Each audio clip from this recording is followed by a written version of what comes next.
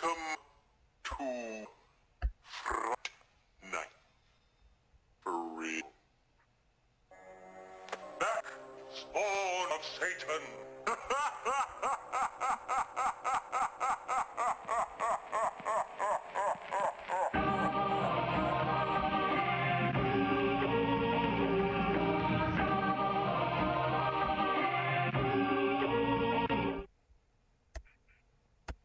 All right. Hello, hip hop heads and horror fans. This is your host, Octoberz, here returning with episode 1, season 2 of Nightmare on Sedgwick Avenue. Today we have a special guest, and before we get into that, just wanted to give a special shout out to Mike Mackey. I just used his intro music, Fright Night. We did a track together. He just released an EP. He used the instrumental because he couldn't clear the sample, but really dope guy, really dope producer. So shout out to him. And then kind of to get into it, episode 1, I wanted to bring in someone from the horror community, someone local as well, because I'm from San Diego. So I wanted to represent the horror community here. I'll give a short intro, and then she can correct me if I'm wrong. So I have Yvonne, one of the founders, I believe, and representative for Horrorgasm SD. Little brief intro for them. They're kind of like a horror-based company. They run horror-themed events. They actually have an online horror convention coming up. Should be this weekend once I drop this episode, since it'll be October 1st when I drop it. So that weekend, if you guys haven't already, check them out at horrorgasmsd.com.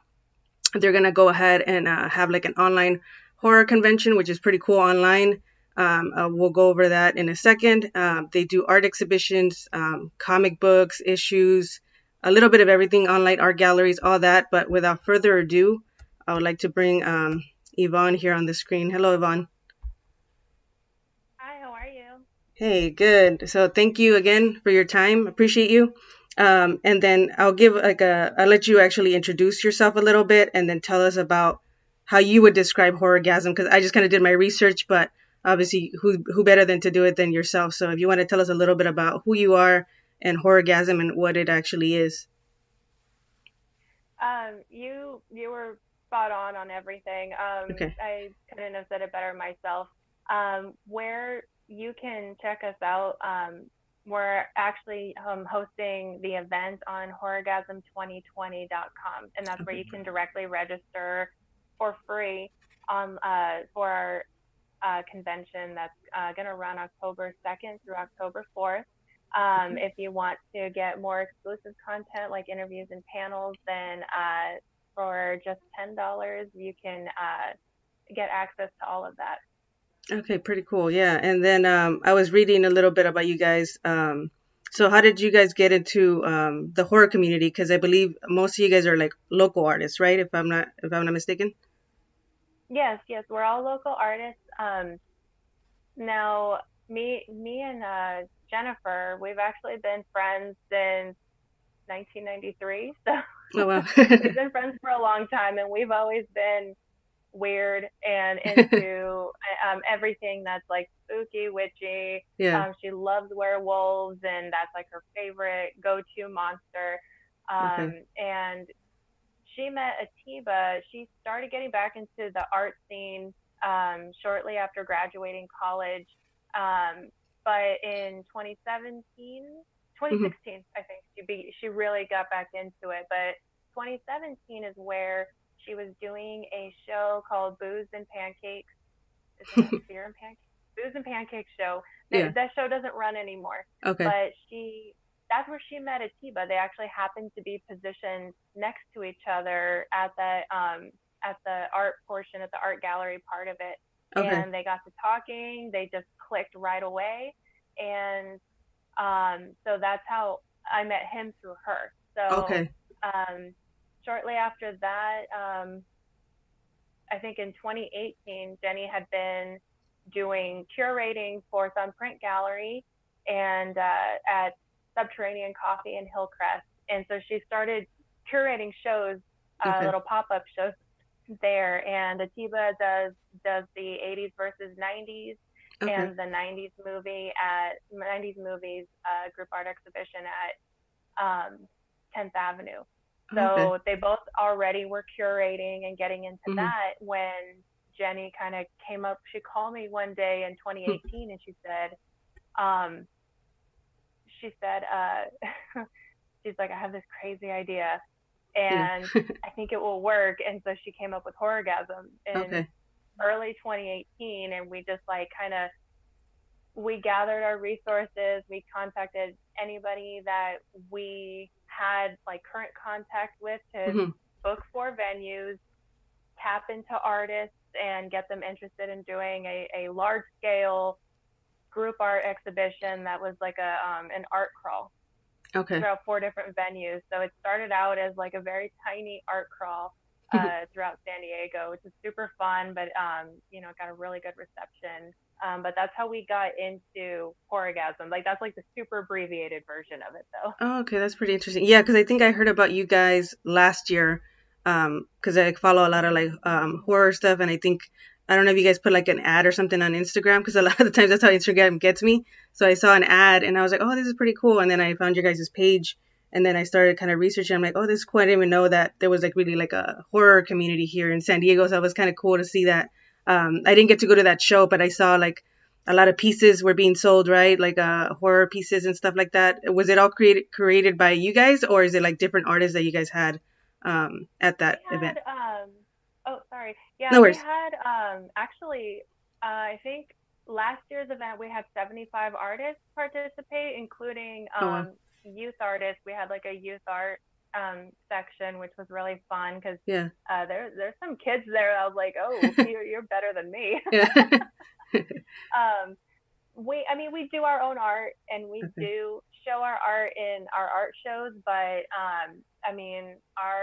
the artists, the local artists here in San Diego, they really just they shine and they're so good, and there there's a big group of them, like a good 30 of artists that Hmm. regularly participated in um, Jenny or Atiba shows, and they're really reliable and just really motivated to create even Yeah. on a monthly basis, and they're just so good.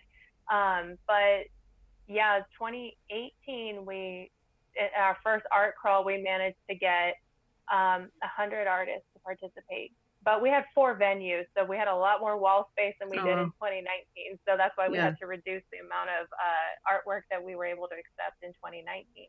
But Okay. we just got a lot of local, and what's good about this year being online is that we got people from other parts of the country too, which is pretty fun. That's pretty cool. And what venue did you guys have it last year? Was it Queen Bee's or what Yeah, venue? yeah, it was at Queen Bee's. Yeah. Okay. Okay, that's pretty cool. How about yourself? Like, when did you start making art, or how did that come about for you? Oh, I've been drawing since I was little girl, Yeah. but I I had for a good decade I hadn't done any artwork, Okay. and Jenny, encouraged me when she started getting back into the art scene. She's like, Yvonne, you're an artist. Get back in here. Come on, let's go. Yeah. And she heavily encouraged me to do it. And initially, my artwork, when I started getting back into it, obviously it sucked and it wasn't very good. But you just keep going, and that's the beauty of doing all of these group art exhibitions is that you get practice and you try new techniques every time. So I feel like my artwork has um, reached a new peak. Yeah, that's cool. And what kind of like, what would you kind of title like the type of art, like the style that you do? I do ink drawing. Okay. So I guess line work. I don't know. Okay. I don't know technical terms because I'm not classically trained Yeah. in art. Jenny knows she's a classically trained artist, but Yeah. yeah, What's line like work. your favorite piece or that you've done? Hmm. My personal favorite piece that I've done is I did a I I participated in this art show called Protest a Okay. couple years ago, and I did a large piece, and it was a big ink drawing. It's like 2 feet by 3 feet, Oh wow. and it's very reminiscent of kind of uh what do you call it? Not Art Deco. There's a different one. But it's Yeah. like that kind of tattoo kind of art. It looks Okay. something similar. It has like kind of touches of that, and I think that one's my favorite piece. I have it framed in my house, so yeah, that one's my favorite piece. And I just did this. My topic of protest was the pharmaceutical companies, Okay. which And is a whole other kind of horror. that's true. They make a lot of money. And then what made you, since I obviously can't have everybody on here, maybe hopefully I can have a couple more episodes and then I'll have you guys all on here. But for you, what made you fall in love with like the horror genre in particular? Well, I love like anything occult related, anything supernatural related. Obviously, like the TV show Supernatural is awesome. I love it. Yeah. Um, but that's where my interest lies mostly. I do enjoy like I've watched a surprising amount of zombie movies, even though I don't necessarily enjoy zombies Yeah. themselves, but I've seen so many and I don't know why. Yeah. But yeah, I just I love the like any witch movie. Yeah. I love them. I've watched them. Yeah. But I like kind of more like the silly side of Horror. Yeah. Like horror movie comedies. horror, so like Adam's Family. Yeah, Yeah. like I enjoy that more just because I personally do experience a lot of the stuff that's depicted in movies and all that supernatural stuff. I do experience them regularly, so I don't like reliving that. I don't like to um, watch like I don't like too much gore, like Okay. when it's too gory. But I Yeah. do like suspense or thrillers. Yeah. It's like who done it kind of things. I do Yeah. like those. I do enjoy Okay. those kind of horror movies. Yeah, I actually have Suspiria in the background right here. That's like one of my favorite like witch movies. I don't know if you ever seen that one. It's like a classic. Which one? Suspiria. It's like right here in the background, like the little poster. I don't know. Have you seen that one or no? No, It's like yeah, you should I haven't watch seen it. that one. You should definitely watch it. I It's a witch movie and it's like no gore. It's like mostly like suspense. It was like in the 70s. It's pretty good. Oh, okay. Yeah, I haven't watched. That's probably the one thing that my partners know not to ask me is like, have you seen this movie? Yeah. Because most of the time it's a no. I'm like, no, Yeah. of course not. I haven't seen that movie. Yeah. But there's a few like classics that I have watched, and Yeah.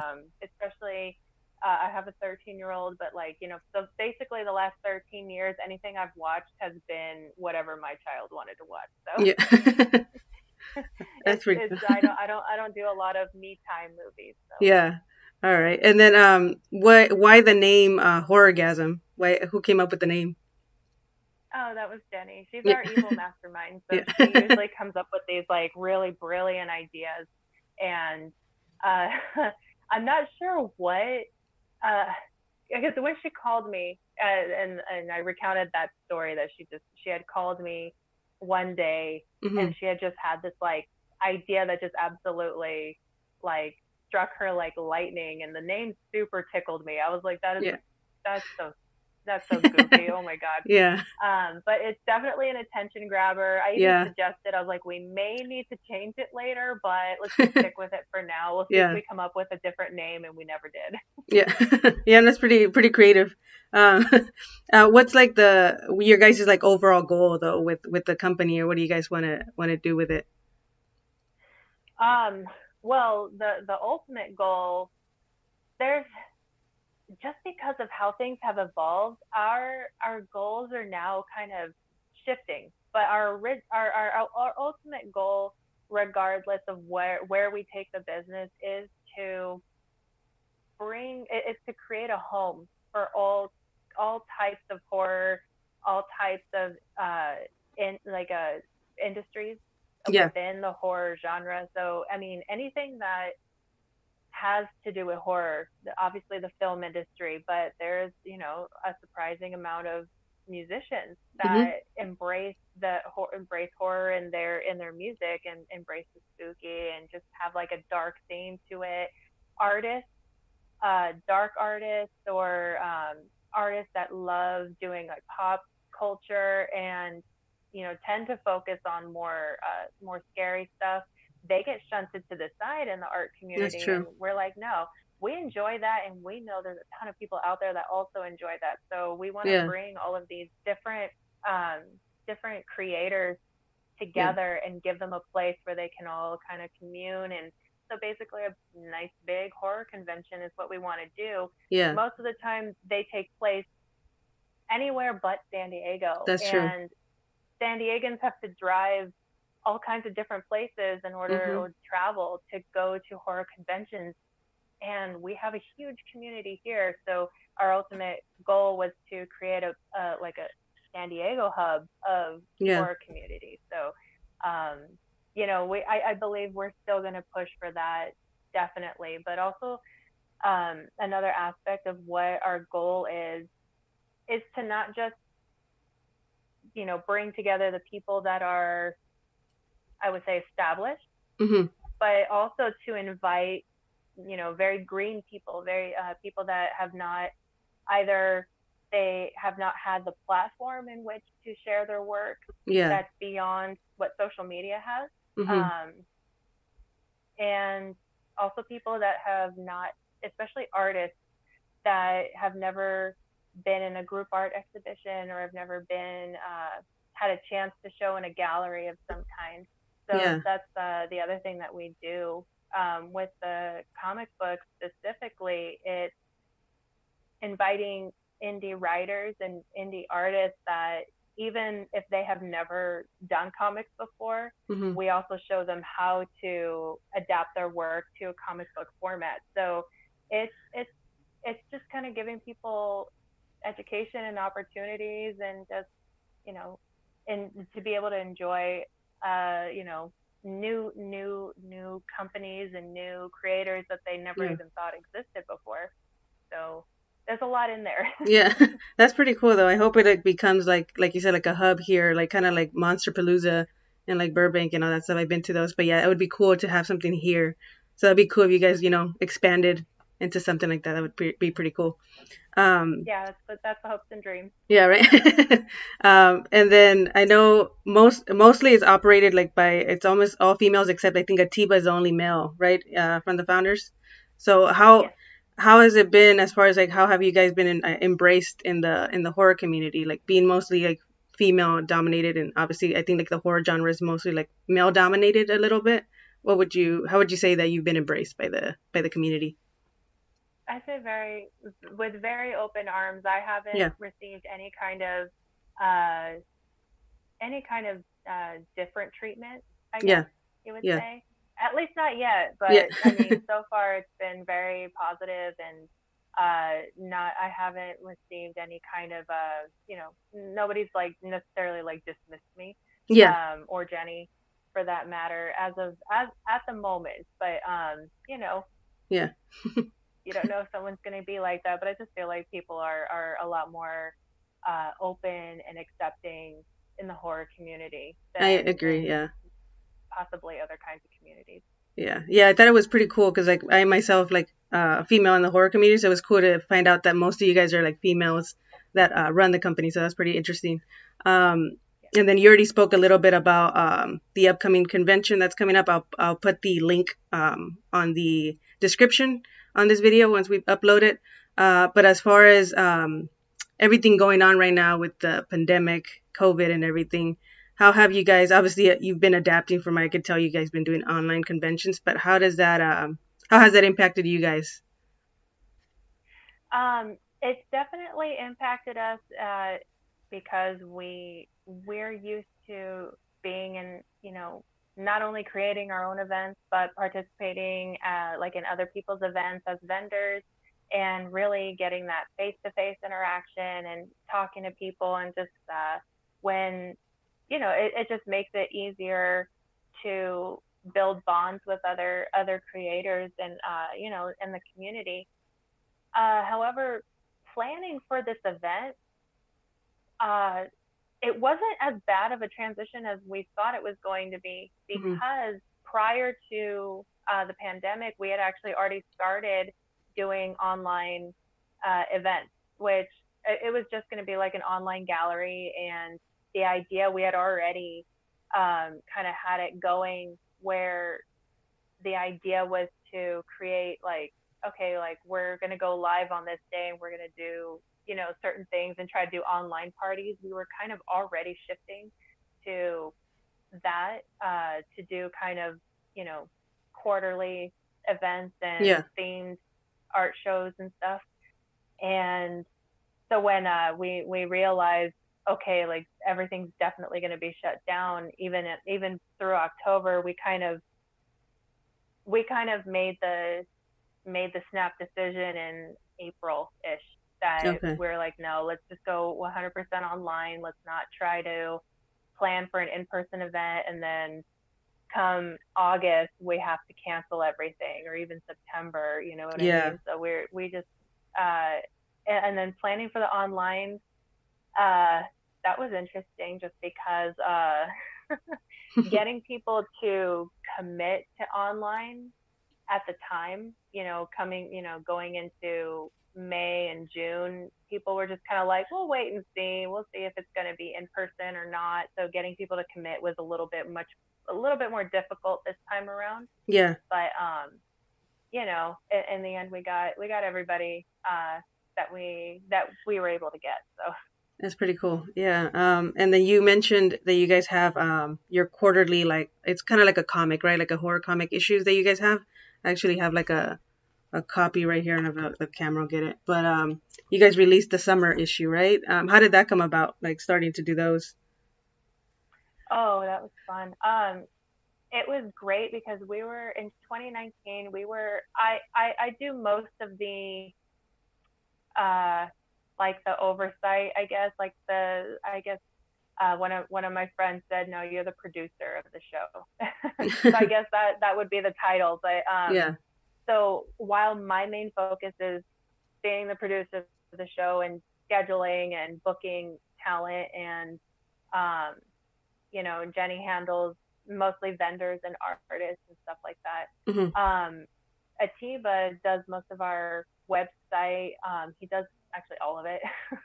He does all of our tech stuff, and as well as getting points of contact and everything like that. Yeah. But he kind of secretly started working on it. He didn't tell us. He like kind of made it a surprise. Hmm. Like about 1 month maybe before the show, he at one of our family meetings, he said, "Hey, I've been working on something. Let me know if you guys like it, and if you do, then we'll make it our comic book." And Yeah. I know his inspiration came from, and I may be wrong on this. It's so much has happened in the Is it last like year Tales from the that Crypt or what's the other uh, one? actually his motivation for doing it was Uh-huh. because I think Comic Con comes out with a comic of its Yeah. own, like a Yeah. convention comic, I think. Hmm. And I think that's where his motivation was to create it. He said, Okay. other conventions do this, and I think it'd be cool if we did it too. Yeah. Especially because we focus so much on art, that in comic book art is art. Yeah. So that's where his motivation, I believe that's so much has happened. I think that's what he said. Yeah. If I'm lying, then it's a Yeah. good story then. Yeah. That's pretty cool though. Because I think this is like the only one at least I've seen here. I'm pretty sure there's probably other artists that have done this, but it's the first one I've seen from San Diego, so I thought it was pretty interesting. Um, and what has been your guys' greatest like accomplishment in the creative arena so far? Oh boy. Oh, I would say, I mean, the comic is a huge accomplishment. Yeah. It's a lot of organization and editing, and trying to find, pairing artists and writers together, is also kind of, there's a almost like a technique to it. You got to find somebody who, you know, an artist and a writer need to click and Hmm. kind of understand each other, and understand like where the story should go, and be kind of influenced and inspired by each other. And that alone Yeah. it takes a lot of time and effort to make sure that we get the right people together, Hmm. because Atiba does coordinate pretty much everything with Tales of Horrorgasm. Jenny and I do editing. Jenny also contributes by writing for the book, for the comic book. Okay. And it's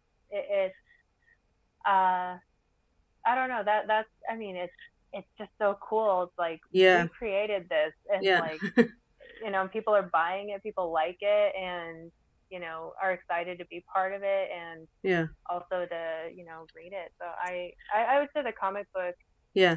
that's my opinion, but Yeah. I mean, our other, just creating the event itself, Mm-hmm. and especially last year with how interactive it was. That was it was definitely a game changer for San Diego, I think. Yeah. And what do you guys print the issues here in house, or do you guys print them out somewhere else? The actual comic books. We have a local printer here that we use, actually. Okay. Oh, okay, that's cool. Yeah. Yeah. And then any advice that you would give to, or encouragement to those entering the horror art community? Because I know, like you mentioned, you guys kind of give opportunities to new talent. So what advice or words of encouragement will you give? Just main thing is trust your art style, and let it evolve over time. Practice, and just keep entering art shows, looking at local, I mean, once things open up again, but Mm-hmm. at the very least, if you can find, a lot of places here in San Diego do local coffee houses, or local restaurants will exhibit artwork. Mm-hmm. And if at the very least you can find the curator who put that all together, that will give you more, that will broaden your network of where you can show your art, and get kind of tuned into what other events are going on that you can participate in. Yeah, okay, cool. And then kind of like the last segment of the interview, I usually switch over to like the spooky stuff. So I'll kind of go over a little bit some questions that I have that is more like horror oriented. So I saw on your IG you go under like the Booze Witch, right? Why that nickname? And I see you do tarot card readings too. So how did you get into that? Yeah, the Booze Witch and tarot reading.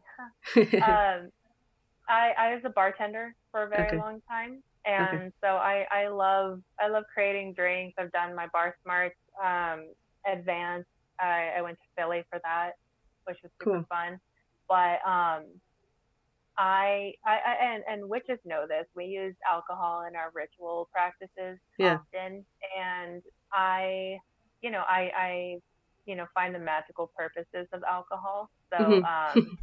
and I use them in my practice. That's why I'm called the Booze Witch. Okay. That's pretty cool. Yeah, thank you. And then tarot reading, I got into that probably, what year is it? 6 years ago. I got into tarot reading, so I've been Hmm. doing that for a while. But I love doing tarot reading, so it's fun to kind of help people out, and and I find out my own stuff too. So Yeah, that's pretty cool. I just literally got like addicted to that because one of my friends is like, me and her are like super like occult fans. So we got into she said that on YouTube they have like tarot card reading people that just like, I think it's like pick a deck, and I've been like addicted to those. They're like pretty interesting. So that's pretty cool that you do that. Um, and then you were talking a little bit about like the supernatural. So obviously you did say you believe in it because you've had experiences. Is there any experience that you can share with us that you're willing to share here? I have too many. Is there something in particular you'd like to know about? Like, Just any specific one that stands out to you that you would like to share. Maybe just one in specific. I'll give a really scary story. Sure. This happened a while ago. I was probably 15 when this Hmm. happened. This is at my old house when I grew up in. I went to go use the restroom in the middle of the night, Okay. and I opened the door, and I flipped on the light switch, and the light switch did that flickering thing really, Yeah. really fast. Hmm. And of course, that's always startling and it's always creepy. Yeah. But where as the lights were flickering, I Hmm. suddenly saw a figure there, and there was a little boy, Oh, wow. and his face was blue, and he was like he was dead, like Hmm. you know, like it suffered from asphyxiation or something, Yeah. and he looked so angry Oh, wow. and like he was going to hurt me. And it was in that moment I found out when I'm absolutely terrified, I don't make a sound. Yeah. No one will find me. Yeah. And I was so scared. I was literally trying to make a sound. I couldn't. I Hmm. fell back and I was like literally like backing up like on the Yeah. floor, like trying to crawl away from this thing. Oh And my then the God. light finally like blew Yeah. and glass went everywhere. It was absolutely terrifying. Oh, wow. That's so scary. So would you say you're kind of like, I would say like clairvoyant or not clairvoyant, but like that you have like the ability to see? Because I mean, is that the first time or you've seen more ghosts besides that Oh yeah, entity? I've seen so many, honey. Yeah. I'm like I actually can um with I mean the only term that people will probably understand is like an exorcist. I can Hmm. exorcise spirits from houses. I've Yeah. never done it with a person before, but from houses definitely, Yeah. and objects I can do that. So if you need an exorcist, if Yes. you definitely have something that's haunted in your house, you can call me and I'll take care of it for Okay. you. That's good to know. I'm not scared of them now, but when I Yeah. was younger and I didn't know like how to deal with them, then yeah, I was terrified. But Oh, wow. now I'm just like It's like whatever. you can't handle me, okay? Wow, yeah, that's interesting. I've never like I've my parents have had like supernatural, stories and like incidents, but I've never had one. I don't even think I would want to. I'm like a horror fan, but when it comes to that stuff, it's like that's too real.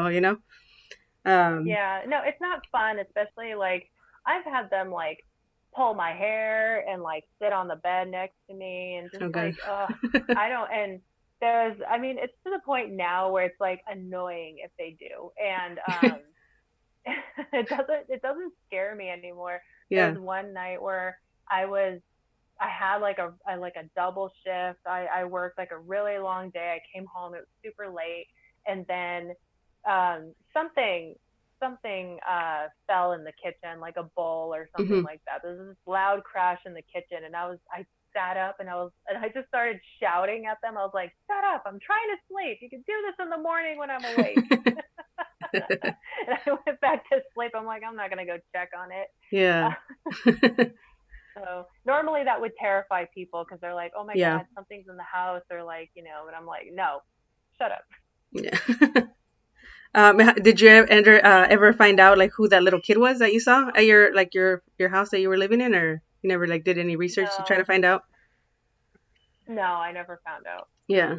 Did he end up going away, or was that the first time, or you saw him several times after? That's only, yeah, that was the only time I saw him there.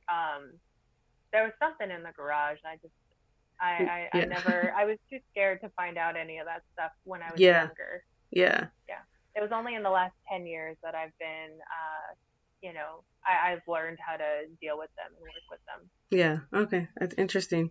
Um, and I know you said you're not really like too much of a movie person, but if you can name any like horror movie that you love, what would be like a couple that you can name?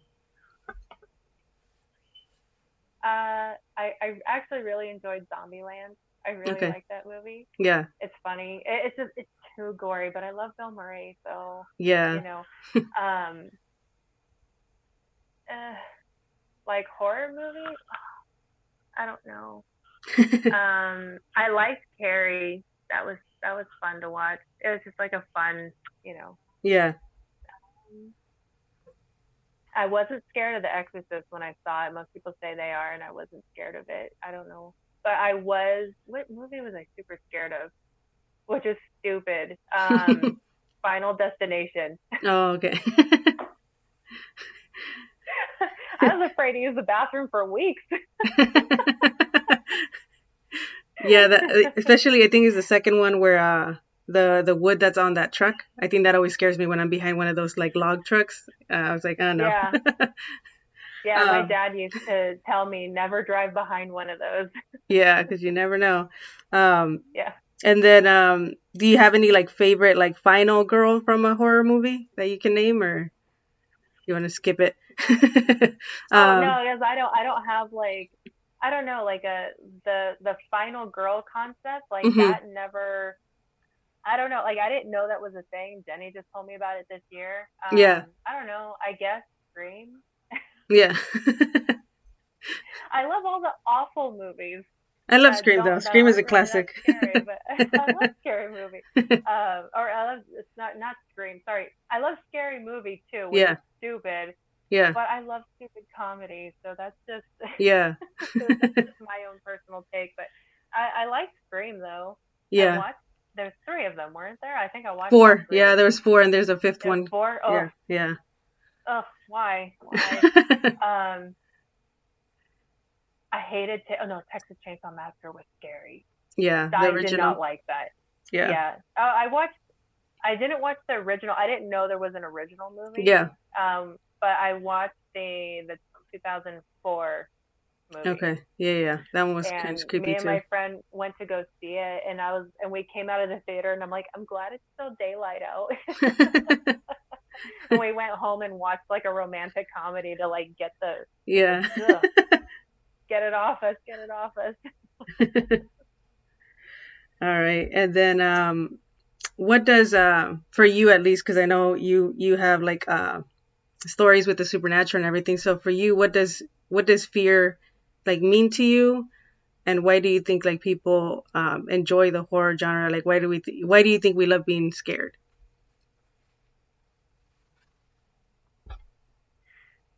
I mean, it's an adrenaline rush, you know, Yeah. and it's exciting, I think.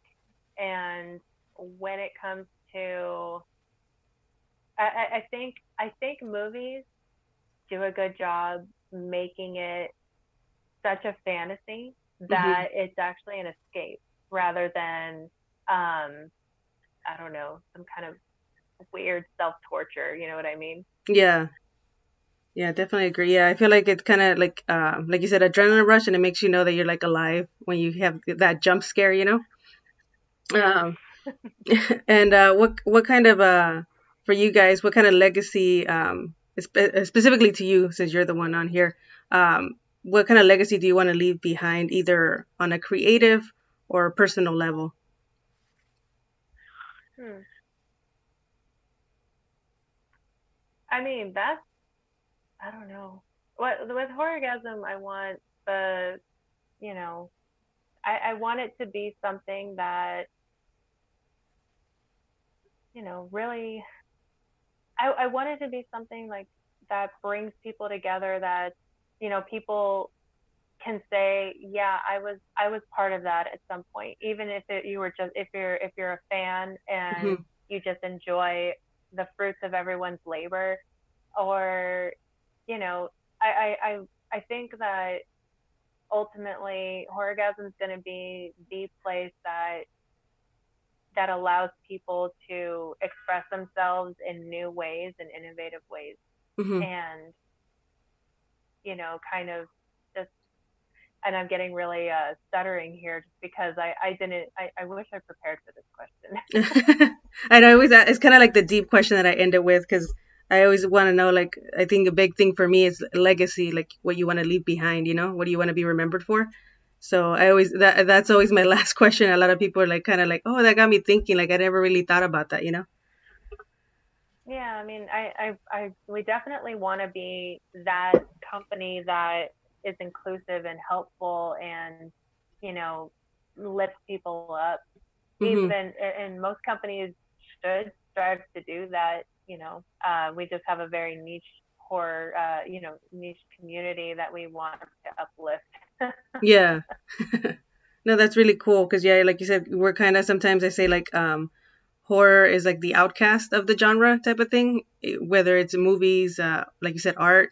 So it's kind of cool that you guys are kind of providing kind of like more like a safe haven for for artists in that community and any creatives in that community. So that's pretty cool.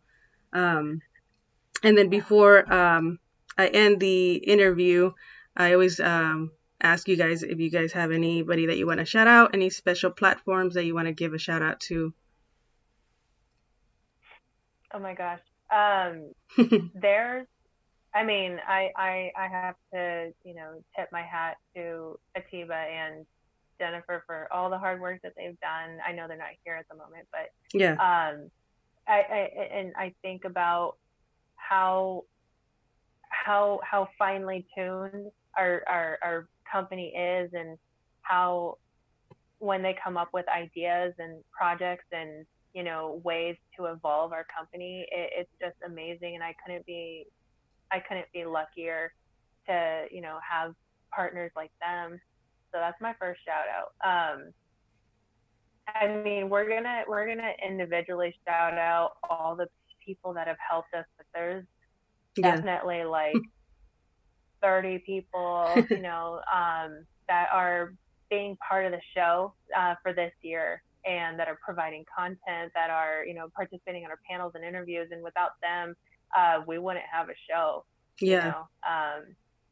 have like Chris Mowry from Godzilla, the IDW's Godzilla, and John Semper, and Susie Botello, who runs the International Mobile Film Festival, and all of our artists and our comic book writers and artists, and even our vendors. There's so many.